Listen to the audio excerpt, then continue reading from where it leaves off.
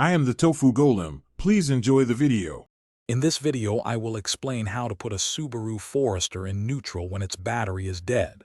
First, locate the small shift lock release button, usually found near the gear selector. Once you find it, you'll need to press it down firmly. This action disengages the locking mechanism, allowing you to move the gear lever. Then, you can easily shift the transmission into neutral. To begin, look closely around your gear selector. You'll typically find a small, rectangular, or square cap situated very close to the shifter itself. This cap covers the shift lock release. Gently use a small flathead screwdriver or a similar tool to carefully pry off this cap, revealing the access point underneath. Be careful not to scratch any surrounding surfaces.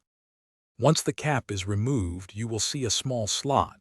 Insert your car key or a similar small, sturdy tool into this slot. Press down firmly on the release mechanism inside. While holding the release down, you can now move the gear selector from park into the neutral position. This bypasses the electronic lock, allowing manual shifting.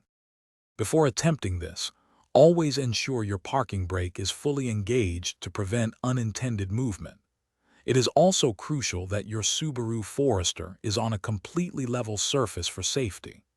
If you are ever unsure about any step or feel uncomfortable performing this task, it is always best to contact a professional mechanic or roadside assistance for help. Thanks for watching. Consider subscribing if we helped you today.